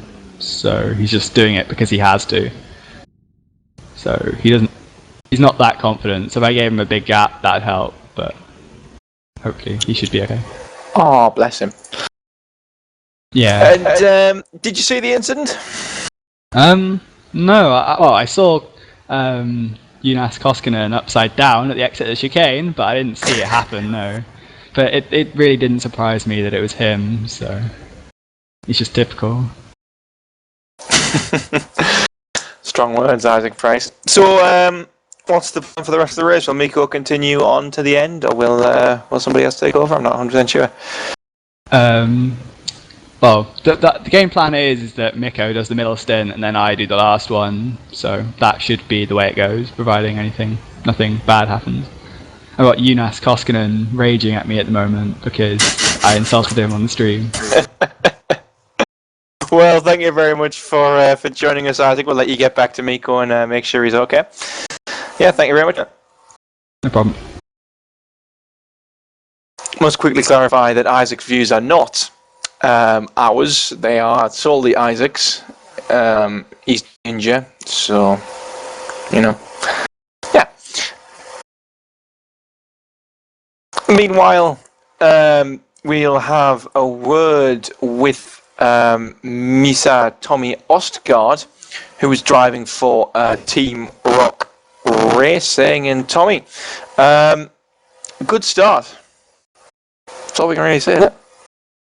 Yeah, I mean, it was a fantastic start actually, and I couldn't have hoped for any better. And the XRR, you've chosen the XRR. That's something I can ask you. You've chosen the XRR over the SZR and the FXR. Now, why is that in particular? Why have you specifically chosen? Right, we'll take the XRR. Well, basically, I've never really done a GT1 league ever before, and yeah, I mean, I've driven the FZR so much in GT2, so I thought XRR could be a good challenge. I've driven it once before in, well, I think I've done a race with it actually, but yeah, mostly just been practicing for some leagues back in the day, so I thought it could be fun and a nice challenge. It's really cool combination actually this round. Like it a lot. And Joe's taking the reins now, although we are obviously in red flag conditions. How's he feeling now with the red flag coming out? Well, we have no idea what's happening, so it'll be fun. You and me both, buddy. Yeah, I mean, we just have to do our best, and I think Joe can put on a good show. He's been quite good in practice, and it's our first race together, obviously. So yeah, we'll see. And how's Joe's pace compared to yours? Can you keep it up, or are you going to slip down the field a little bit? I think it'll be a tad slower, but yeah, I mean, consistency is key. So I think he can do a really good job. So just have to push on and see where we end up. Okay, thank you very much, Tommy. Tommy, driving for Team Rock Racing in the XRR. We're sitting 9th. No, they weren't. That was my qualifying one. We're sitting 10th? No. 13th. As we left in the red flag position, but we don't know where we are now, unfortunately. We're waiting for Jonathan Palmer's influence. Thank you very much, Tommy, for joining us. Thanks for giving us a quick word. Joining us here in the magic box of magic things, otherwise known as a commentary booth, is Oscar Hardwick. Hello, Rigsby. How are you, Mr. Poshman? Not too bad myself. Good evening, everybody. You can see that the race has seen better days. Oh, we've lost our safety car. Oh, that's new. That could spice things up. Go, yeah, just go now. It is really a nice premiere for a New Dimension Racing event on Simrace TV. I mean, so far it had everything NDR can offer in the for speed. Including red flags and safety cars timing out, which isn't a regular feature in these races. But again, the admin team are normally prepared for everything, and I imagine they're doing everything possible to get things underway. Of course they are. Mark Pal as well has just timed out. Savage Sim Sports number 1 has timed out, and now, what do you do now? Well, if someone times out during the red flag situation, he is actually you wait until he reconnected, and then he's put back into the queue in the position he was before the timeout. Thankfully, one of us here knows the sporting regulations. Well, well, you found yourself some evening reading for later in the week. Well, it's more like deep 3-year studies to really have a sight of what have an idea of what happens. Yep, very true. So we'll talk to you, Oscar. Oscar, while you're here, I'm sorry I've just completely interrupted your thought there. Go on, Thilo. You were going to say something interesting and relevant. I was going to take the mic. Go on. I just wanted to say, you, Wilco, as former NDR member, you know what this is about understanding and reading the rulebook. Yep, and as a matter of fact, we've just had news. So we are rolling the order back to lap number 52. And the race will not be force ended, and then we restack it. We're going to go from here. So that is the plan right now. Sounds like probably the best way forward. Roll it back a lap before you hit your issues, and then get going again. It's what's done in most forms of motorsport, come to think of it, when you have situations such as this. It is. The interesting thing, however, is if we think about what's happened with the pit stops, there will be some teams in a very, very advantageous position and some in quite a detrimental one, shouldn't there? Yeah, but you have got the same thing if the pit stop are starting and the safety car comes out. It's, the thing that we are starting now from this point, I think, is fairer to that point that everyone could have done the pit stop or could not have done a pit stop. Then if you have a full red flag where the teams which are, a full restart from the server ending the race and restarting it, because then all of a sudden everyone starts up with a fresh fuel tank and a fresh set of tires, and those who did the pit stop before the red flag came out are just the ones who lost the game. Yeah, well, again, you can only relate it to when you get red flags back in motorsport away from sim racing. If you look back to 2011 Monaco, when there's the red flag there, that became incredibly advantageous to one individual and debatably took away a win from another. So it's just one of those things, and you have to, as a team, just take it the best that you can, because everybody can still, there's still 100 odd laps of racing to go, so they can still build from this point, and there's no reason to see that a big advantage now is going to equal a big advantage in 100 laps time. Very, very correct. And as we say this, we are starting to stack the grid up. Moralito of Inex Racing, the first to come into his finishing position, his starting position rather, of pole position, effectively pole position. If we restart the race now, that's what I'm going to call it. Really interesting to see who's parked too close to the person in front of them and can't get out at this stage. The grid is parked up very, very tightly, and could be a little bit fun. Stu Big has now finally rejoined us, so he's going to come to the front of the field where he was before his dirty Newcastle internet timed out. I think in the United Kingdom that's just called Virgin Media. We had actually had this Virgin Media thing already in the Kyoto 250. Kyoto 500. 500. We lost everyone on there were Virgin 6 Media. of us in the UK, all on the same broadband provider. And that broadband provider obviously had some nationwide, because we were all in different parts of the country. So it just shut down for about 30 seconds for all of us. Thank you, Richard Benson. Well, all of this fibre optic stuff really isn't what it's cracked up to be, is it? Well, that said, I've moved to BT Infinity now, no problems. Yeah, BT. Let's not get into the various arguments that could be had over we could broadband. get very political about broadband here, guys. Very political about broadband. Has it been a while, Wilco? A long one. I haven't opened my mouth for about a week. Very new to you. Shut it. So, looks like we are in the process of getting back underway. Slightly delayed race, but I doubt that should really pose a problem for anybody. It might be. It might get a bit past some of the drivers' bedtimes, but other than that, it'll be okay. Dominic Engel will be very, very tired in that genuine, not generic, genuine racing car. I don't think they're going to let you off if you call it generic all evening, to be honest. As a matter of fact, that's the first time I nearly did. I've got it written.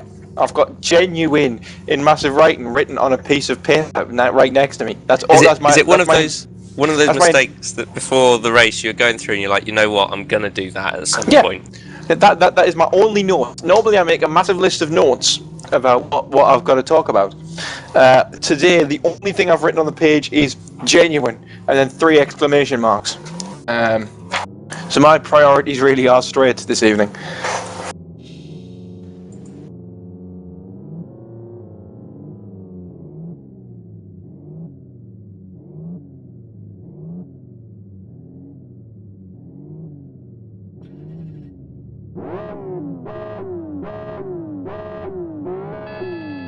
So,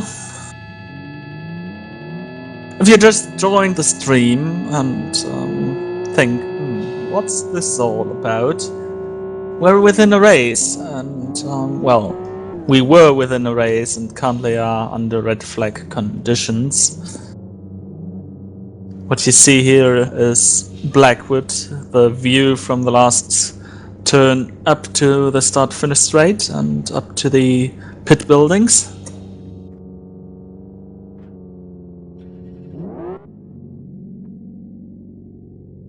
So lift speed, GT1 World Series, live on simrace.tv. World Series? World Series, yeah. It is like GT2 World Series, but with the GT1s.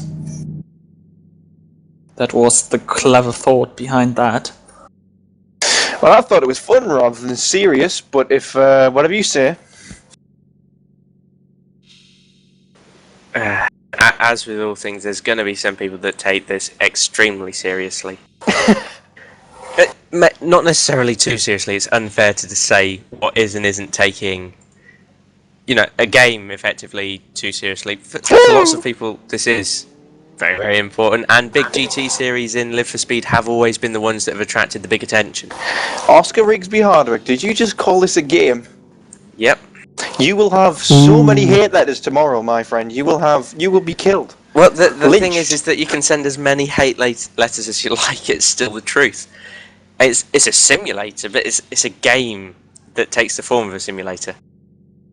As with all Sims games, in my mind, personal opinion, it's a hobby and you need to be enjoying it. Well, I'm not going to say that because I like having my testicles, but I do agree with you as a matter of fact. Oscar? I guess it's the same with anything. If it's a hobby and you're not enjoying it, find a new hobby. Yeah, I mean, exactly. There's no point in stamp collecting if you hate stamps. There's no point in stamp collecting end of. While we're filling here talking about stamp collecting and Oscar being lynched, we also like to fill with your questions, and you can send them in by using the broadcast thread on Live for Speed forum, as well as by tweeting them to either me at Wilco868 or to Oscar at PoshArse. You can tweet to me. Interestingly, that's not my Twitter account. It was last time I checked, Oscar. I think tweeting to a different set of people. If you do want to tweet myself or Chris Wilkinson any questions, my Twitter is at Oscar Hardwick. Go crazy. I'm sure that all 94 of you currently watching the stream will do. To be honest, Oscar, I genuinely think that if you give your phone number, your next of kin, your address, anything on it, the most you'll get is some 14-year-olds sending you donkey or something. Couldn't think of anything else. I think you may have lost your train of thought after I roughly did. the third word. That's exactly what happened. I was going to say fax number, but who the hell's got a fax number? What's... You know, in all fairness, I think if you asked a 14-year-old what a fax machine is, they would be stumped. Yeah, absolutely. Especially if you are now able to set up a printer so that it directly prints an email coming in. Oh, I didn't know you could do that. That's brilliant. What if you got your computer turned off? I actually know printers are connected directly to the router. So theoretically, I guess that would still be possible. It would, but you'd have to sort of log into your email on the printer, which would be like literally the weirdest thing for this little simple-minded northerner. Well, a few years back, I thought the weirdest thing would be being able to read emails on your phone, and now we've all have these little smartphones. I don't have a smartphone. We're talking generally, not about some individuals. I assume, Oscar, that you'll have a Nokia brick? No, it's some old Samsung thing that doesn't really work anymore, but it texts and calls, and that'll do me. It's all you want a phone to do, isn't it? It's all you want a phone to do. Well, yeah, I suppose.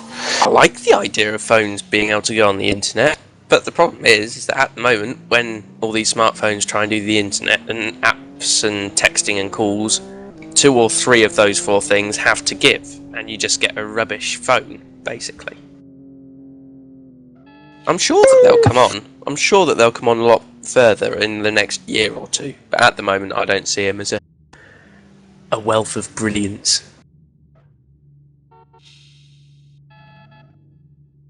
Seeing as we've now moved on to electronics in our little attempts to fill this massive gaping chasm of time, I'm going to talk about football. Ooh. I'm out, just saying that. I know nothing. Nothing at all. As a matter of fact, I'm not going to talk about football because I have nothing to talk about football about. Well, bad. Because my team haven't played this weekend yet. We're live on our thoughts tomorrow. Watch it, guys, watch it. We'll lose again, I promise. I've got a happier day. My team won. Who is your team, Thilo? Borussia Dortmund. Oh, you dirty boy. Well, that's my native town, and I actually grew up with it. Okay, then I'll give you that. You're not too much of a glory hunter. If you go with native towns, then my home football team would be Northampton Town, I guess. Nice. And I hear that the place is just about as bad as the football team. Yeah, I'll give you that. Well, if I went with my birth town, then I do support Sunderland Association Football Club. If I went with the town that I currently live and call my home, I would support Peterlee Newtown, or Peterlee Newton, which I don't really think actually exists anymore. I don't think they exist anymore.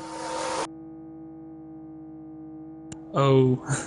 Well, if I was supporting the team of a town I lived in a few years back, I would have to support RB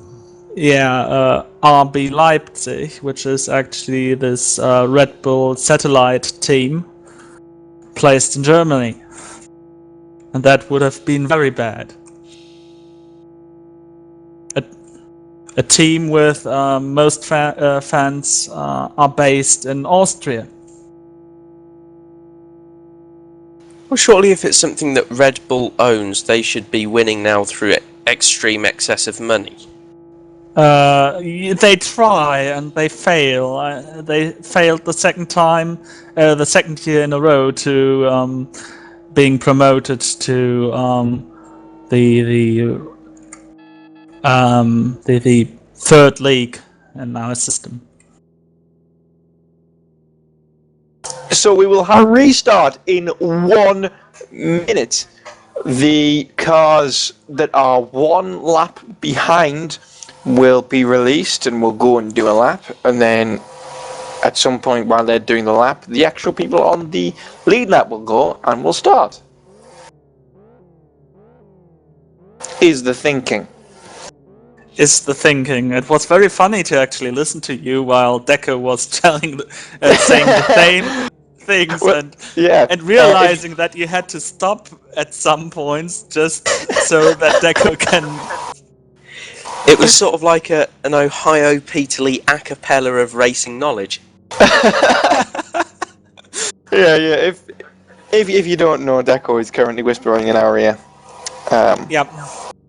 And He's one of the little birds from Race Control giving us some information. He is. He's the big bird of race control. That's a bit nasty. As in he's in charge.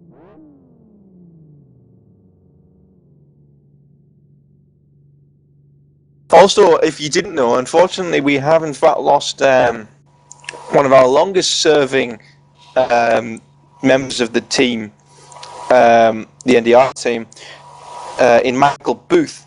Unfortunately, he's been occupied with the current scandals involving the BBC and children on in Britain, hasn't he? So unfortunately, he's gone now.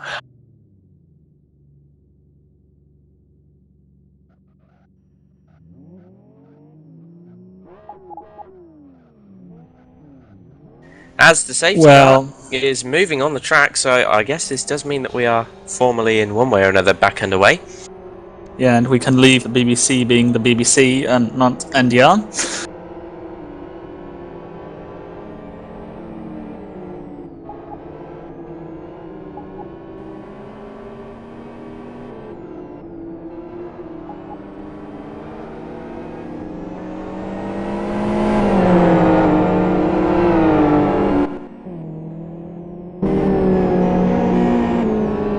So yes, when I recovered from my little scare there.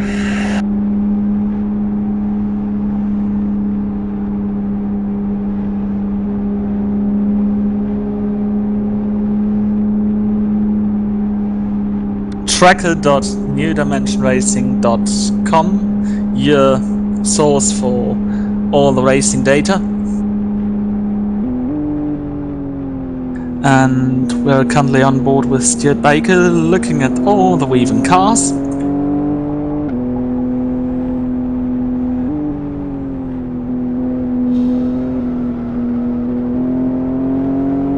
I don't think that this might be the case today, but if you have children and they are watching with you this race, like some families are starting to watch Let's Plays on the virtual side, then you can tell them that they are weaving for your children to say hello.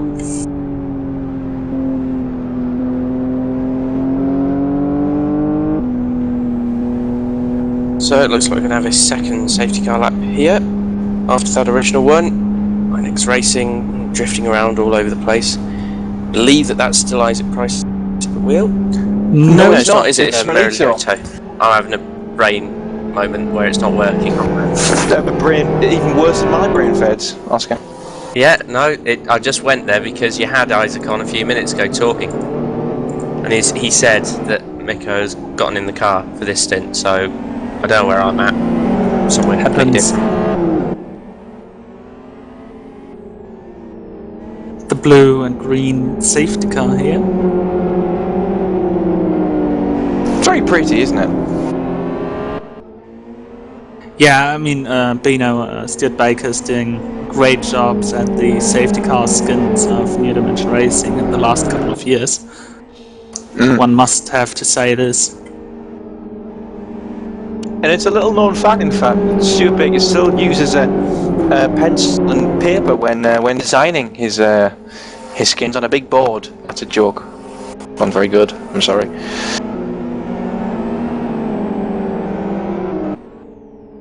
Well, to be honest, what would have been funny is if one of the teams gave a blank piece of paper to some children and they draw on it and they simply scan what the children draw and put it on the skins.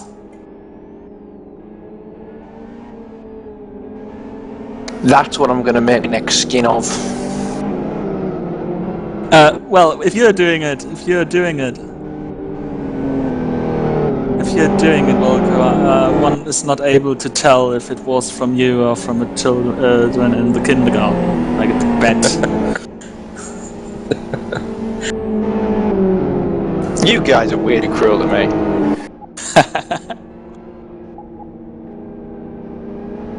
Way too cruel. Well, you're not just invited to come do these commentaries because of your immense amounts of talent. Clearly not. Not even I. I believe that I'm only here because of my immense amounts of talent. In fact, I'm probably here because of my immense lack of talent and my complete ability to waffle on for a long, long time. Well, that was About very anything. much something that was needed in today's situation, so lucky to have you on board, I guess. I have my uses, Oscar. I have my uses. I'm not bad at shout either. With the racing getting ready to get back underway, you might get to do a bit of that as well. Yeah. So yeah, the safety car will come in at the end of this lap, and as you can see, everybody very, very rigorously here warming up. Those tyres have been standing for so long. I'm not sure how long actually that break was in the racing, but it was a considerable amount of time. I think it was about half an hour. Half an hour. And As a matter of fact, what is kind of funny, I must say, is that during the time of the red flag, the number of viewers actually increased by over 25%. And now there's actual race on the screen. They've probably gone straight back down again. That's it, because we are No, considerably more interested in the racing. Oh yes, yeah, we've done well, guys. We've done well, but here comes That's the three restart. figures. There you go with a very, very good start. Angle as well, and it's all going to be the pressure behind on Adriansensen's.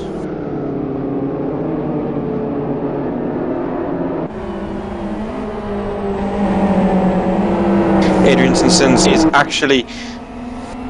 Oh, no idea.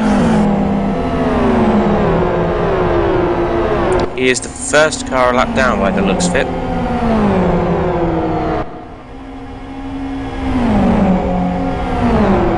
Jakovic frisk and the virus car side by side. Adriansen's around the outside.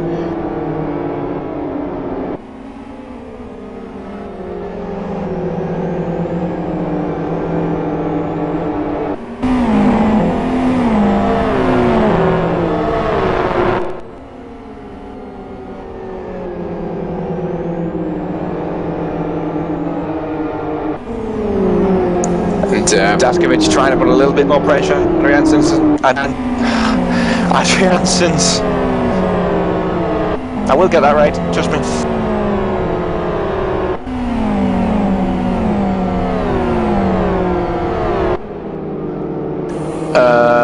Ransonen's had an issue. Not sure what that was. He spun it out. In fact, he spun and he's disconnected. Strange that.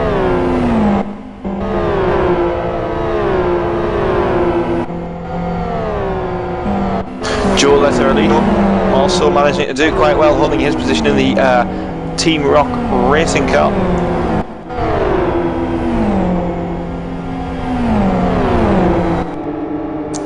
Palacios behind him as well, having to defend for his life.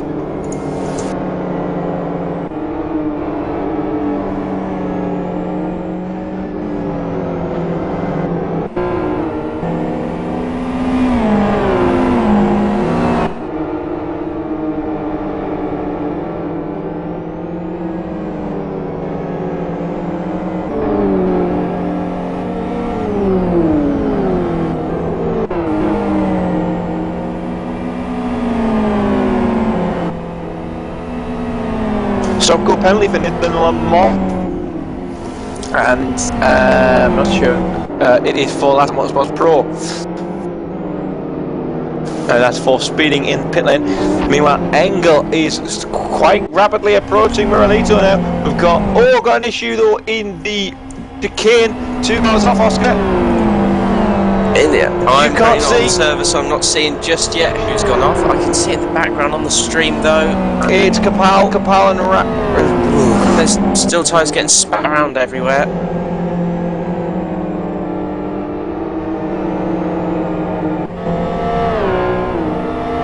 Everyone back on now and fixed up. But Miko Moralito is being put under pressure by Dominic Engel. This is our battle for the lead. We're right on board with Dominic right now. Dominic actually was the one who made his team choosing the XRR. Was like a last-minute decision, and after that decision, they made up a second team, which is using the FZR nonetheless. All mistake from Sarizon's further back. He's in, as a matter of fact, in 4th place for Team Evo's number 2 ever. That's a good yet quiet run out for them so far.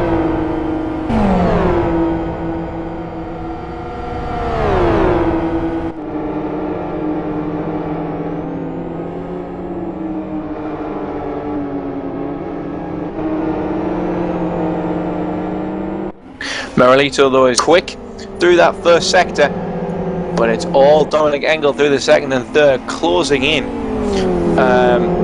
quite rapidly between sort of turn 5 or 6 and the end of the lap. Moralito stood by 200ths of a second in that last lap. 62 laps gone of 160. And still in racing, leading from Dominic Engel as he gets 2 wheels up coming to the chicane. Sarizor trying to get past Riegler lap down. Sarizor goes through the tyres. Bang. Letterello follows. Letterello. Sorry,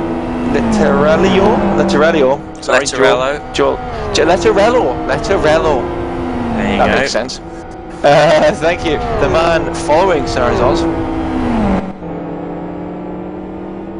Stankos has taken over the LLM car. He's sitting in the middle of Oscar? Letterello. And Palacios in the 53 car of somebody. Mafia Racing. Oh, they've done well. Starting at 26th up to 6th now through this pit stop, red flag incident stint kind of thing.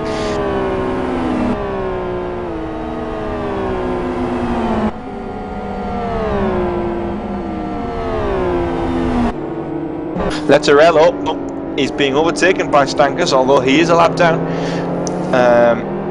Letterello might as well just let him through, try and get a little bit more gap between him and Palacios. Meanwhile, look forward to the leaders, still a similar gap.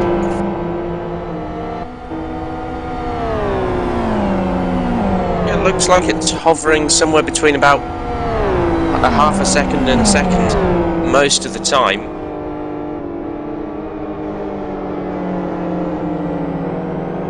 Yep, Moralito there quicker through the second sector than Engel, but Engel might be able to close back through the the third sector. God, what am I on at the minute?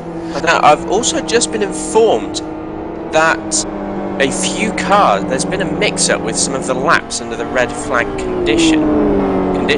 Supposedly Team Virus, I think it is, were running third as the red flag was called, and they are now a lap down and being scored in 12th position, and I think that's affected a number of cars.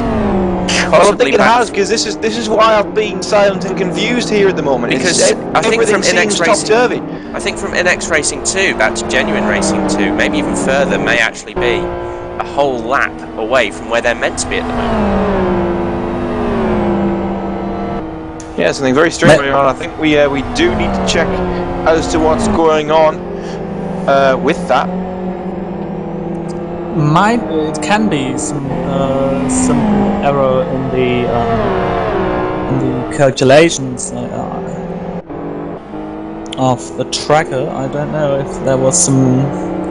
Well, it's out on both disconnect or tracker something. and on the server. Yeah, it's the server as well. It's in both places. There's The tracker's cars that running are very, absolutely very much fine. out of position that shouldn't be, and I'm confused. For example, Letterello up in 6th. I believe that he's actually gained a lap. A Team Rock Race, I can't remember that they were up that far. They were up, but they weren't up far. I can tell you that for free. I can also tell you that I think Mafia are in the same boat there as well. They've both been given Oh, a well, lap. no. Team Rock Racing was up there with Tony Oscard. That's true. Very good point. Jakovic for Ixion. Friskops. First Clubs was. I would say, Certainly Virus. yeah, I mean, let's have a look. The first car a lap down is Team Evo 2, and I think that's where the actual lap down cars should be starting. But due to some sort of mix-up, there's, I don't know, somewhere between 5 and 8 cars in that Meters list of alerting lap the down admins. cars that shouldn't be. Something wrong with Meter. Oh, he's upside down, made upside down, that you can. And it's going to be another safety car, I assume. There he is. Oh dear, that's Green Angus Racing, isn't it? Yep. The safety That's car Green is out. Angus. Oh no. I did call them Angry Green Racing. Well, Thilo, I told you at the start of the race, after that first caution period, that these guys would do their very, very best to make this race as long as they possibly could.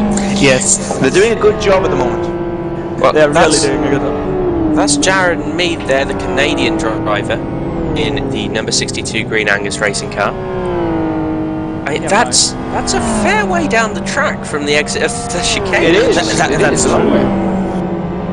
I mean, it looks like it's Oscar and I have the problem currently just looking at the stream. So we are first massively delayed, and second we just have the camera perspective as you see, and well,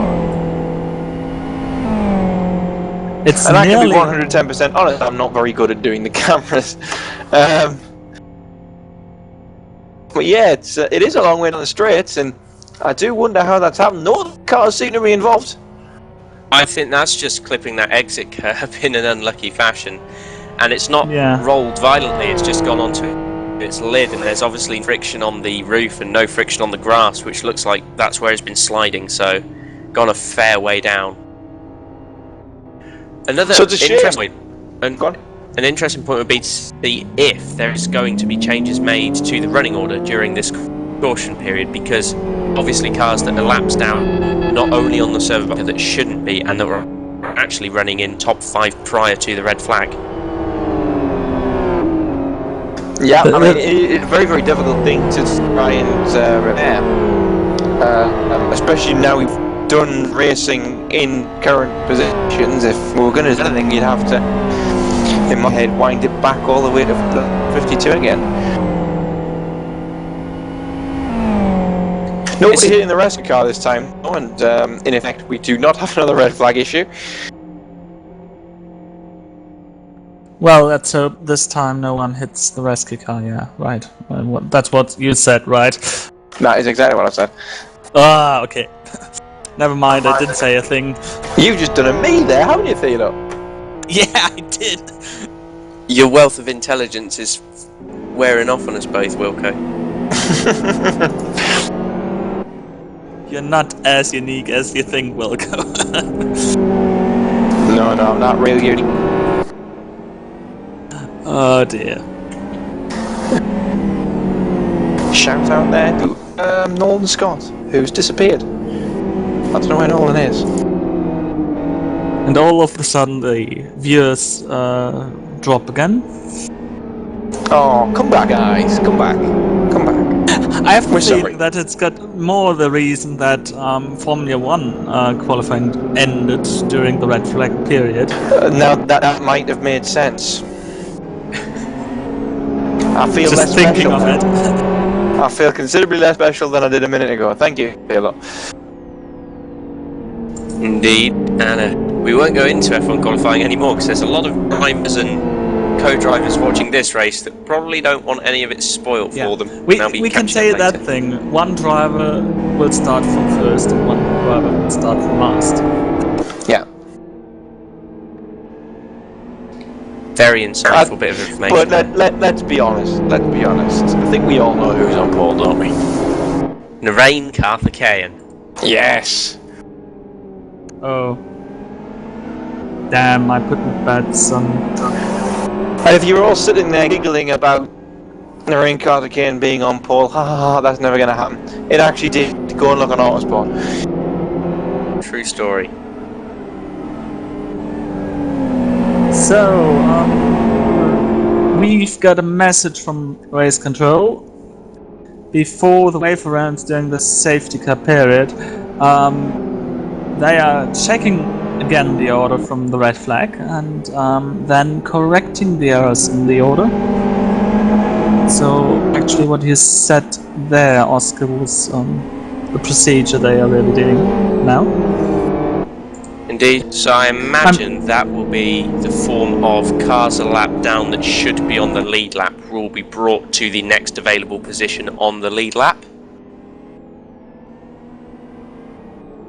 Most likely. Yeah.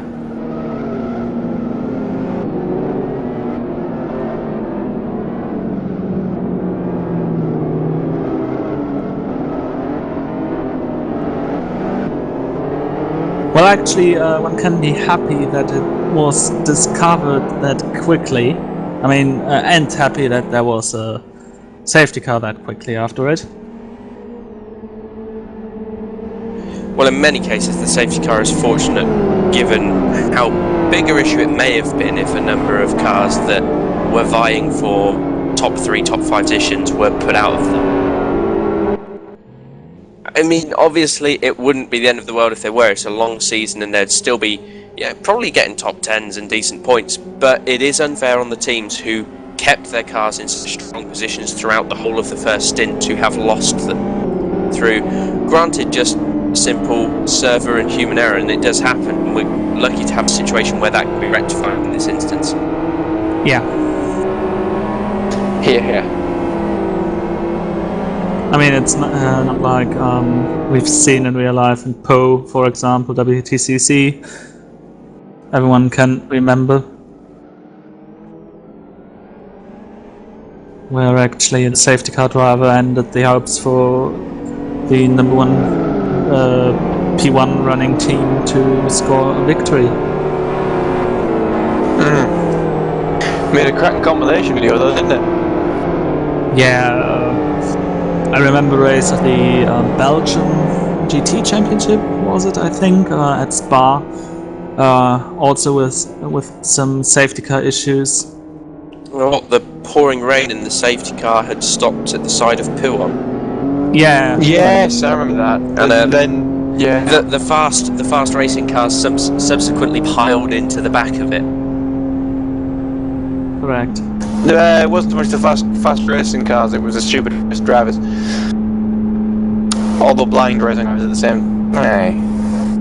It's a little bit silly, wasn't it?